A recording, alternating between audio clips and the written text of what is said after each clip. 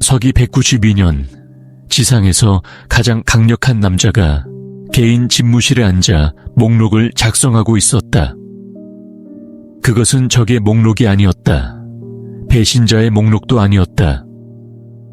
그것은 그에게 가장 가까운 사람들의 목록이었다.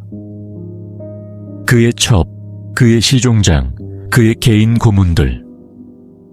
그 목록에 있는 모든 이름은 다음날 아침 죽도록 예정되어 있었다.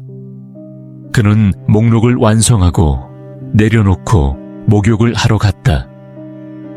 그는 결코 살아서 나오지 못했다. 하지만 대부분의 사람들이 그날 밤에 대해 놓치는 것이 있다. 그를 죽인 사람들은 반역자들이 아니었다. 원로원 의원들도 아니었다. 성문까지 군대를 이끄는 장군들도 아니었다.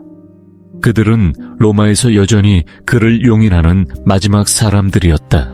그리고 당신이 왜 그들조차 돌아섰는지, 왜 그의 침대를 공유했던 여자가 일출 전에 그가 숨을 멈춰야 한다고 결정했는지 이해할 때쯤 당신은 영화 글래디에이터가 결코 보여주지 않은 로마 제국에 대한 무언가를 이해하게 될 것이다. 왜냐하면 코모두스는 단순히 미쳐버리지 않았기 때문이다. 그는 시스템을 구축했다. 고대 세계에서 가장 강력한 남자들이 경기장에 앉아 그들의 황제가 칼을 들고 분장놀이를 하는 것을 지켜보고 박수를 치도록 강요받는 시스템. 그들의 얼굴에 잘못된 표정이 그들이 내릴 수 있는 마지막 결정이 될 수 있다는 것을 알면서 12년 동안 로마의 지배계급은 그 시스템 안에서 살았다. 이것은 그것이 어떻게 만들어졌는지, 어떻게 작동했는지, 그리고 그것을 끝내는데 무엇이 필요했는지에 대한 이야기다. 당신이 곧 들을 것은 그것이 일어났을 때 경기장에 앉아 있었고 살아남기 위해 자신의 반응을 숨겨야 했던 남자가 문서화한 것이다. 이것들은 주류 역사가 건너뛰는 기록들이다. 다음 것이 당신을 찾도록 지금 구독하세요. 콤모두스가 무엇이 되었는지 이해하려면 그가 무엇이어야 했는지 이해해야 한다. 그의 출생 이전 거의 한 세기 동안 로마 제국은 효과가 있는 시스템에서 운영되었다. 그것은 간단했다. 각 황제는 자신의 혈통이 아니라 통치할 수 있는 가장 유능한 사람으로 여겨지는 남자들 중에서 후계자를 선택했다. 네르바는 트라야누스를 선택했다. 트라야누스는 하드리아누스를 선택했다. 하드리아누스는 안토니누스 피우스를 선택했다. 안토니누스 피우스는 마르쿠스 아우렐리우스를 선택했다. 4번의 권력 이양, 4번의 안정적인 전환. 내전도 없었다. 궁정 쿠데타도 없었다. 그들의 후보자를 세우기 위해 로마로 행진하는 군대도 없었다. 이것은 역사가들이 나중에 로마 문명의 전성기라고 부른 시기였다.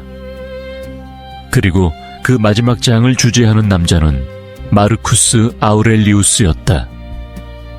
마르쿠스 아우렐리우스는 그의 통치 대부분을 전쟁에서 보냈다. 그가 원해서가 아니라 제국의 북부 국경이 남쪽으로 밀고 내려오는 게르만 부족들의 끊임없는 압력을 받고 있었기 때문이다.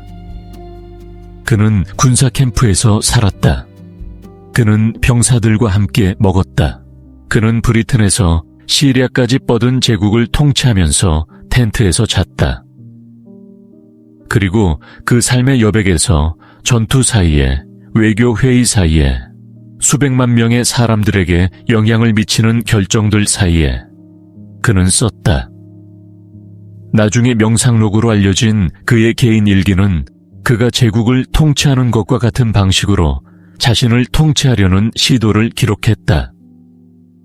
규율로 절제로 권력이 빌린 것이지 소유한 것이 아니라는 끊임없는 인식으로 그는 누구도 그것을 읽도록 의도하지 않았다.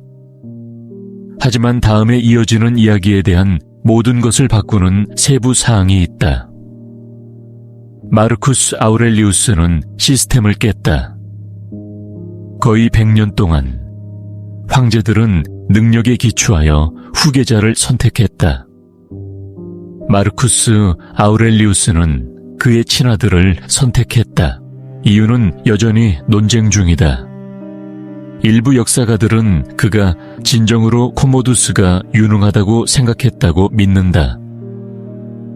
다른 사람들은 정치적 상황이 그에게 선택의 여지를 주지 않았다고 주장한다. 자신의 아들을 제치는 것이 승계 시스템이 막도록 설계된 바로 그 종류의 내전을 촉발했을 것이라고. 이유가 무엇이든 결과는 같았다. 서기 180년 마르쿠스 아우렐리우스는 다뉴브 국경의 군사작전 중에 사망했다. 일부 고대 자료는 역병으로라고 말한다. 다른 사람들은 탈진을 암시한다. 그리고 로마 제국은 결코 속주를 통치한 적도 없고 결코 전장에서 군대를 지휘한 적도 없고 평생을 궁전 안에서 보내며 세상의 모든 것이 자신에게 속한다는 말을 들은 18세 소년에게 넘어갔다. 황제로서 콤모두스의 첫 번째 주요 결정은 즉각적이고 계시적이었다. 그의 아버지는 북부 국경에서 싸우는데 수년을 보냈다. 작전들은 갈아엎는 듯하고 비싸고 미완성이었다. 마르쿠스 아우렐리우스는 그것들 한가운데서 죽었다. 코모두스는 몇 달 내에 전쟁을 끝냈다. 그는 그의 아버지가 싸우고 있던 부족들과 빠른 합의를 협상했고 군대에 많은 사람들이 불리하다고 여기는 조건을 받아들였고 로마로 돌아왔다. 원로원은 그를 환영했다. 사람들은 수년간 국경에 노쇠한 통치자 후에 수도에 젊고 건강한 황제를 축하했다. 그것은 새로운 시작처럼 느껴졌다. 하지만 궁전 안에서 패턴이 이미 형성되고 있었다. 콤모두스는 통치의 일상적인 기계에 관심을 보이지 않았다. 회의, 임명, 세 대륙에 걸쳐 6천만 명의 사람들을 관리하는 제국의 물류. 그는 거의 모든 것을 일련의 측근들에게 위임했다. 그가 지루하다고 느낀 것을 관리하려는 의지 때문이 아니라 그들의 능력 때문에 승진시킨 남자들. 이들 중 첫 번째는 사우테라스 콤모두스 가구에서 해방된 노예였다. 그 다음 페렌니스 근위대장, 그 다음 클레안더, 결국 로마 관직을 상품처럼 팔게 될 또 다른 해방 노예. 이 남자들 각각은 콤모두스가 그것을 내어주었기 때문에 권력을 축적했다. 그리고 그들 각각은 결국 파괴될 것이다.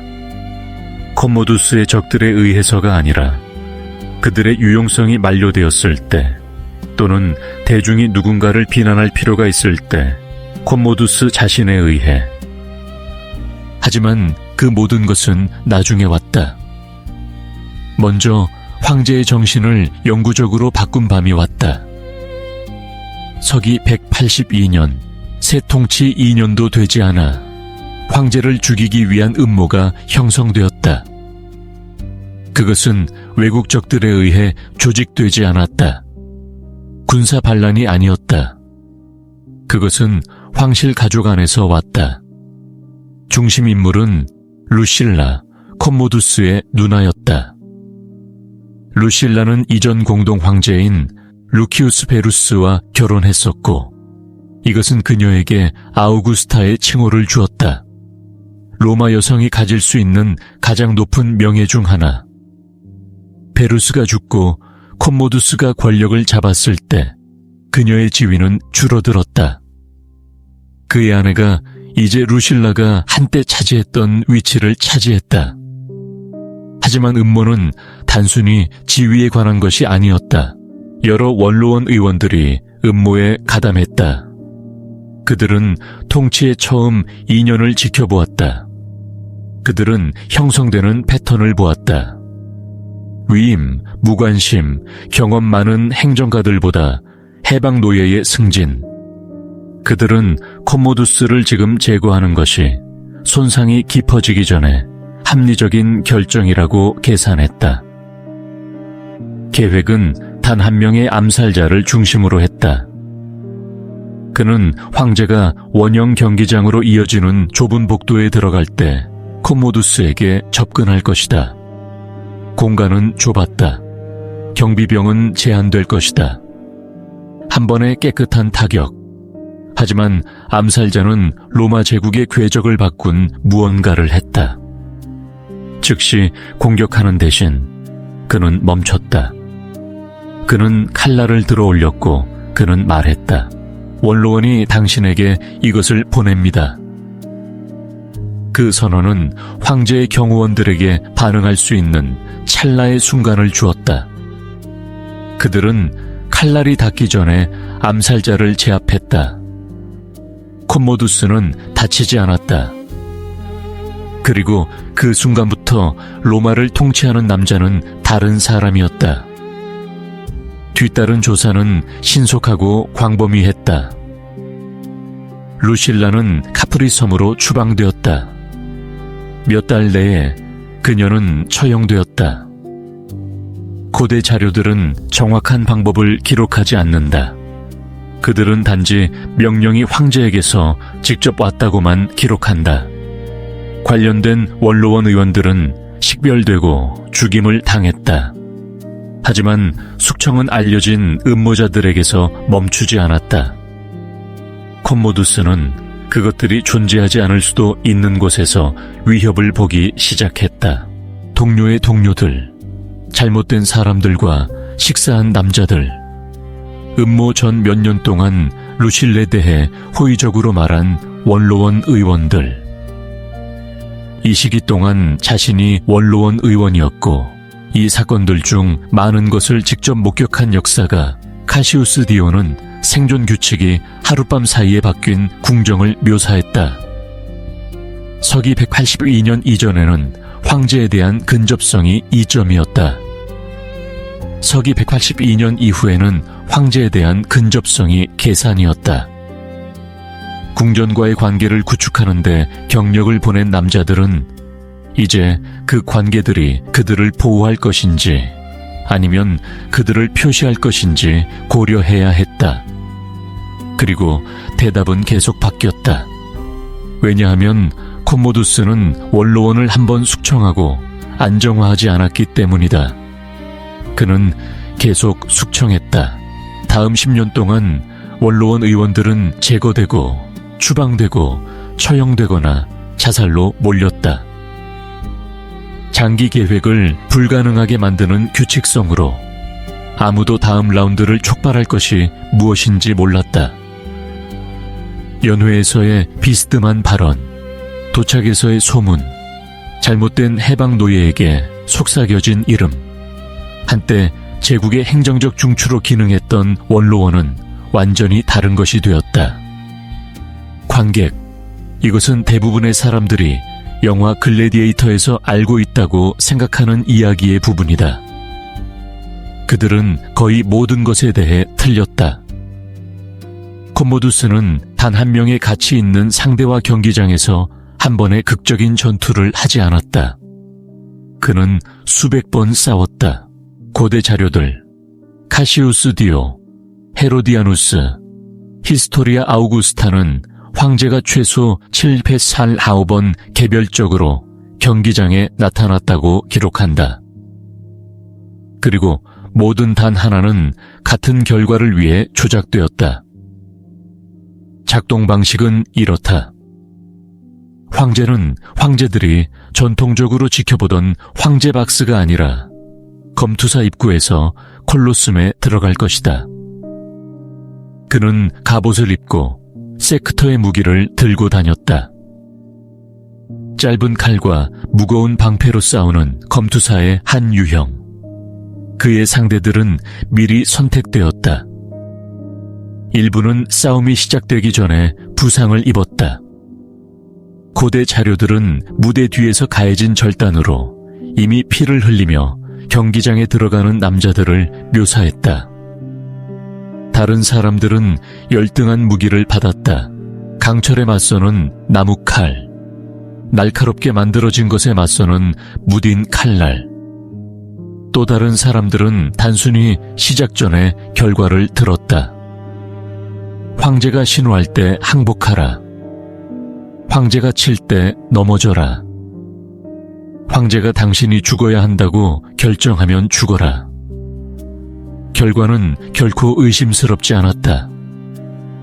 콤모두스는 매번 이겼다. 하지만 싸움 자체는 요점이 아니었다. 관객이 요점이었다. 로마 원로원의 구성원들은 이 공연들에 참석하도록 요구받았다. 가끔이 아니라 정기적으로. 그들은 그들의 지정된 좌석, 콜로세움의 앞줄, 황제에게 직접 보이는 곳에 앉았다. 그리고 그들은 알려진 세계의 통치자가 검투사인 척하는 것을 지켜보았다. 그리고 그들은 반응하도록 요구받았다.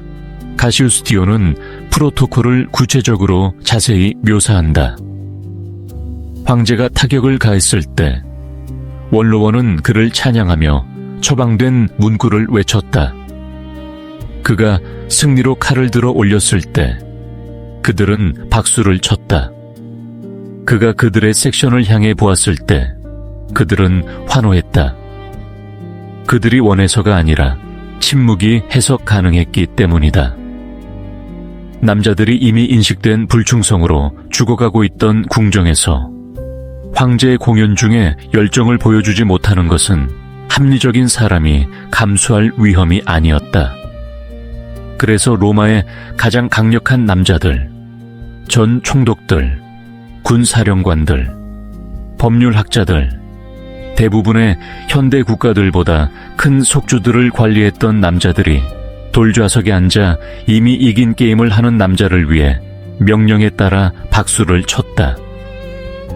검투사 전투가 유일한 구경거리가 아니었다. 콤모두스는 또한 경기장에서 정교한 동물 사냥을 연출했다. 그리고 이 행사들은 남자들과의 싸움이 보여주지 않는 그의 심리에 대한 무언가를 드러낸다. 황제는 제국 전역에서 가져온 동물들을 개인적으로 죽였다. 사자, 표범, 곰, 코끼리, 하마, 타조, 기린, 일부는 황제가 쫓도록 경기장으로 풀려났다. 다른 것들은 사슬로 묶이거나 우리에 갇혔고 도망칠 수 없는 동안 황제가 경기장 바닥 위에 지어진 높은 플랫폼에서 화살로 그들을 쏘았다. 디오는 콤모두스가 단 하루에 경기장 바닥 위에 지어진 보도의 안전에서 100마리의 곰을 죽였다고 기록한다. 동물들은 그에게 접근할 수 없었다. 위험은 없었다.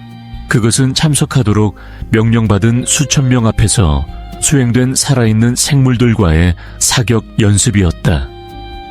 순전한 양은 고대 자료들에 문서화되어 있다. 수백 마리의 사자, 수백 마리의 곰, 코끼리, 타조, 기린들이 사냥에서 죽임을 당했다. 이전 황제들이 했던 것처럼 속주 전역이 아니라 로마의 지도부가 앞줄에서 지켜보는 가운데 경기장 안에서 공연으로. 하지만 모든 것을 결정화시킨 순간은 이 동물 사냥 중 하나에서 일어났다. 특별히 설계된 초승달 머리 화살로 여러 마리의 타조를 죽인 후 맞은 후에도 새들이 몇 걸음 계속 달리도록 설계된 화살. 그들의 머리 없는 몸이 자신의 운동량을 통해 앞으로 비틀거리며 콤모두스는 잘린 머리 중 하나를 집어들었다. 그는 경기장 바닥을 가로질러 원로원 섹션을 향해 걸어갔다. 한 손에는 머리, 다른 손에는 피로 덮인 칼.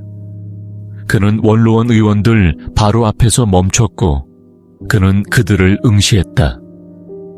그는 아무 말도 하지 않았다. 그 제스처는 번역이 필요하지 않았다. 그것이 일어났을 때 그 자리에 앉아있던 카시우스 디오는 다음에 일어난 일에 대해 썼다. 여러 원로원 의원들이 웃고 싶은 압도적인 충동을 느꼈다. 그 이미지는 터무니없었다. 로마의 황제가 검투사 갑옷을 입고 새에 잘린 머리를 들고 서서 마치 카르타고를 정복한 것처럼 그들을 노려보고 있었다. 웃음은 자연스러운 인간 반응이었다. 하지만 그 경기장에서 그 황제 앞에서의 웃음은 사형 선고가 될 수 있었다. 그래서 원로원 의원들은 그들이 착용한 월계관에서 잎을 뽑아 씹었다. 그들은 입이 잘못된 모양을 형성하는 것을 물리적으로 막기 위해 잎을 물어뜯었다. 디오는 그가 이것을 스스로 했다고 썼다. 현직 로마 원로원 의원, 이 순간의 목격자가 불수의적 얼굴 표정으로 처형당하는 것을 피하기 위해 콜로세움에서 잎을 씹었다. 그것이 콤모두스가 만든 시스템이다. 이데올로기의 폭정이 아니라, 정복의 폭정이 아니라 공연의 폭정. 제국에서 가장 위험한 것은 당신이 한 일이 아니었다. 당신이 지켜보는 동안 당신의 얼굴이 드러낸 것이었다. 만약 당신이 이야기에 이 지점까지 왔다면 당신은 이미 왜 로마 역사의 이 장이 대부분의 교과서에 나타나지 않는지 이해한다. 문서화된 세부 사항은 처리하기 어렵다. 하지만 이야기는 아직 끝나지 않았다. 그리고 다음에 오는 것은 고대 역사가들 자신이 기록하는데 어려움을 겪은 부분이다. 세월이 지나면서 경기장은 더 이상 충분하지 않았다. 콤모두스는 단일 아이디어를 중심으로 로마의 공적 정체성을 재구성하기 시작했다.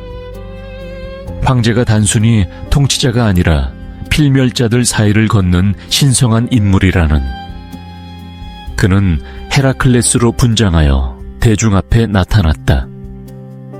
의상으로서가 아니라, 축제나 의식 행사 중에가 아니라 그의 표준 제시로서.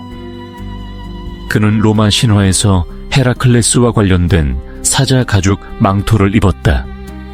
그는 무거운 나무 곤봉을 들고 다녔다. 제국 전역에 의뢰된 동상들은 그를 반신의 속성들로 묘사했다. 곤봉, 가죽, 과장된 근육. 이 동상들 중 하나가 살아남았다. 그것은 오늘날 로마의 카피톨리노 박물관에 있다. 그것은 콤모두스가 머리 위에 네메아 사자 가죽을 입고 한 손에 곤봉을, 다른 손에 헤스페리데스의 황금 사과를 들고 있는 것을 보여준다. 그것은 신을 존경하는 황제의 초상화가 아니다. 그것은 자신이 신이라고 선언하는 황제의 초상화다. 하지만 신성한 정체성은 시작에 불과했다. 콤모두스는 로마의 제도들을 자신의 이름을 따서 체계적으로 이름을 바꾸기 시작했다. 로마 군단, 수세기 전으로 거슬러 올라가는 역사를 가진 군사 부대들이 황제의 이름을 포함하는 새로운 칭호를 받았다. 로마 달력의 달들이 이름이 바뀌었다. 공식 문서들이 새로운 명명법을 채택했다. 그리고 고대 자료들조차 일종의 놀란 정밀함으로 묘사하는 움직임에서 그는 로마 도시 자체의 이름을 바꾸었다. 콜로니아 루치아 아니아 코모디아나. 제국에, 그 이전의 공화국에, 그리고 700년 동안 지중해 세계를 형성한 문명에 그 이름을 준 도시. 그것을 얻기 위해 아무것도 하지 않은 단 한 사람의 이름을 따서 이름이 바뀌었다. 생존한 것 외에는. 원로원은 모든 변경을 승인했다. 그들은 이름 변경을 승인했다. 그들은 신성한 칭호를 승인했다. 그들은 달력 개혁을 승인했다. 어떤 원로원 의원도 콤모두스가 헤라클레스로 환생했다고 믿었기 때문이 아니라 승인에 대한 대안이 경기장에서 숙청에서 서기 182년의 음모 이후 처형에서 충분히 명확하게 입증되었기 때문이다. 시스템은 단일 메커니즘으로 작동했다. 공연을 방해하는 누구든 파괴하려는 일관되고 입증된 의지, 그리고 그 메커니즘이 작동하는 것을 10년 동안 지켜본 후 원로원은 그들의 역할을 완벽하게 배웠다. 그들은 관객이었다. 그들의 일은 박수를 치는 것이었다. 황제가 공연하는 동안 제국은 악화되었다. 경기장 구경거리, 동물 수입, 그리고 콤모두스의 개인 측근 유지 비용으로 부담을 받은 재무부가 약해지기 시작했다. 일상 통치를 관리했던 해방 노예들, 사실상 총리와 동등한 지위로 올라간 클레안더와 같은 남자들은 의미 있는 감독 없이 운영했다. 클레안더는 로마 관직을 공개적으로 팔았다. 군사 지휘권, 속주 총독직, 원로원 의석 모두 적절한 가격에 이용 가능했다. 공적 분노가 결국 클레안더로 돌아섰을 때 콤모두스는 그가 모든 문제를 처리하는 것과 같은 방식으로 그것을 처리했다. 그는 군중이 원하는 것을 주었다.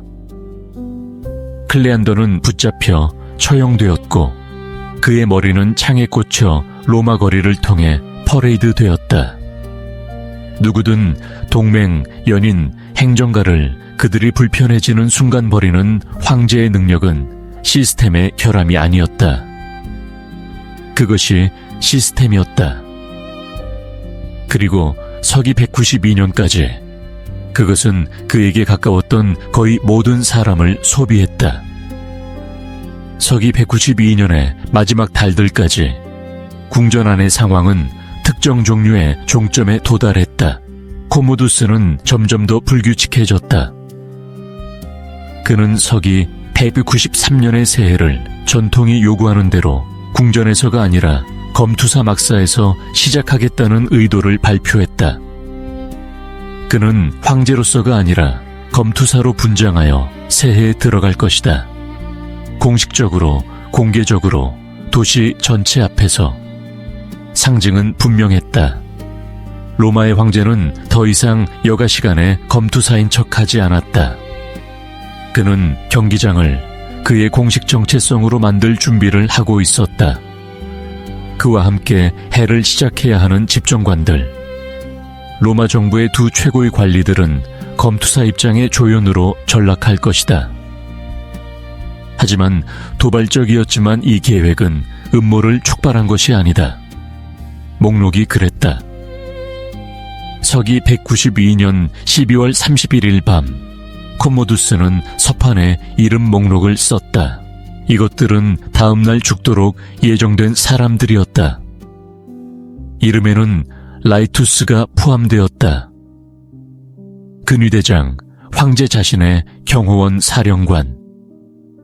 그들은 앵렉투스를 포함했다. 황제의 개인 시종장, 그의 일일 일정을 관리하는 남자. 그리고 목록의 맨 위에는 마르시아가 있었다. 마르시아는 황제의 첩이었다. 그녀는 수년 동안 그의 동반자였다. 궁전의 모든 사람들 중에서 그녀는 가장 오래 자신의 위치를 유지했다. 숙청, 편집증, 총애를 잃은 누구든 끊임없이 제구하는 것을 탐색했다. 그녀는 모든 것에서 살아남았다. 그녀의 이름이 서판에 나타날 때까지. 고대 자료들은 목록이 어떻게 발견되었는지 묘사한다. 세부 사항은 다양하다. 일부는 궁전의 아이가 그것을 발견하고 마르시아에게 가져왔다고 말한다. 다른 사람들은 하인이 황제의 방을 청소하는 동안 그것을 발견했다고 말한다. 세부 사항은 다음에 일어난 일만큼 중요하지 않다. 마르시아는 목록을 라이투스와 앵렉투스에게 보여주었다. 세 사람이 그들이 먼저 행동하지 않으면 24시간 내에 죽을 것이라고 말하는 문서를 보고 있었다. 논쟁은 없었다. 대안에 대한 논의는 없었다. 황제의 자비에 호소하는 것을 고려하지 않았다. 콤모두스의 12년 통치는 전략으로서의 자비 가능성을 제거했다. 그들은 하룻밤을 가졌다. 계획은 독이었다. 마르시아는 포도주 한 잔을 준비하고 황제에게 직접 전달했다. 콤모두스는 그것을 마셨고 그런 다음 계획대로 아무것도 진행되지 않았다.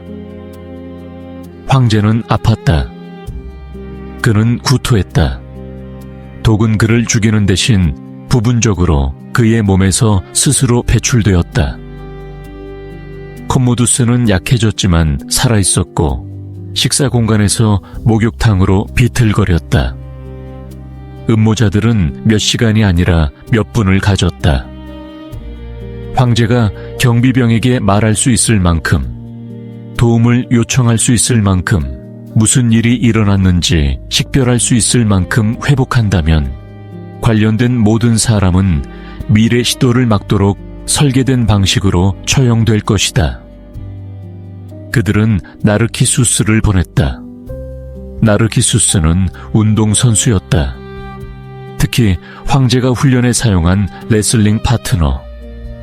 정치적 충성심이 아니라 신체적 힘으로 선택된 남자. 그는 목욕방에 들어갔다. 그는 황제를 혼자 약해져서 저항할 수 없는 상태로 발견했다. 그리고 그는 그를 목졸라 죽였다. 자신을 로마의 헤라클레스라고 선언했던, 로마시의 이름을 바꾸었던, 콜로세움에서 수백 마리의 동물을 죽이고 수백 번의 조작된 전투를 했던 로마 원로원이 그들의 표정을 숨기기 위해 잎을 씹도록 강요했던 남자가 자신의 욕실 바닥에서 죽었다. 그가 이기도록 내버려 두는 것이 일이었던 남자에게 죽임을 당했다. 그는 31세였다. 그는 12년 동안 통치했다. 콤모두스가 죽었다는 소식이 원로원에 도달했을 때 반응은 즉각적이었다. 그들은 그를 호스티스 푸블리쿠스, 로마의 공공의 적으로 선언했다. 이것은 상징적 제스처가 아니었다. 로마법 하에서 그 지정은 황제의 존재의 모든 흔적이 체계적으로 제거되어야 한다는 것을 의미했다. 콤모두스의 동상들은 제국 전역에서 끌어내려졌다. 그의 이름은 기념물에서 조각되었다. 건물, 다리, 공공사업의 비문. 그의 이름이 나타난 곳이라면 어디든 그것은 지워졌다. 이름이 바뀐 달들은 원래 지정으로 되돌아갔다. 로마시는 그 이름을 되찾았다. 그 과정은 공식 명칭을 가지고 있었다. 담나치오 메모리아이, 기억의 저주. 그것은 마치 사람이 결코 존재하지 않았던 것처럼 만들도록 설계되었다. 하지만 깨끗하게 해결되지 않는 부분이 있다. 코모두스를 죽인 음모자들은 승계 계획이 없었다. 그들은 즉각적인 문제를 해결했다. 목록, 그들 자신의 생존에 대한 위협, 그리고 다른 것은 없었다. 몇 시간 내에 새로운 황제가 선언되었다. 페르티낙스, 규율과 검소함으로 명성이 있는 노령의 원로원 의원. 그는 거의 모든 면에서 콤모두스에 반대였다. 그는 87일 동안 지속되었다. 콤모두스를 보호했던, 12년의 경기장 구경거리와 원로원 위협을 가능하게 했던 바로 그 군사부대인 근위대가 페르티낙스를 자신의 궁전에서 살해했다. 그리고 그들은 어떤 역사가의 분석보다 더 정확하게 제국의 상태를 포착한 무언가를 했다. 그들은 황제직을 경매했다. 근위대는 막사벽에 서서 황제의 칭호가 최고 입찰자에게 갈 것이라고 발표했다. 두 남자가 경쟁했다. 승자는 디디우스 율리아누스였다. 모든 근위병에게 25천 세스테르티우스를 제공하여 경쟁자를 능가했다고 보고된 부유한 원로원 의원. 그는 로마 제국을 샀다. 그는 전복되고 처형되기 전 66일 동안 지속되었다.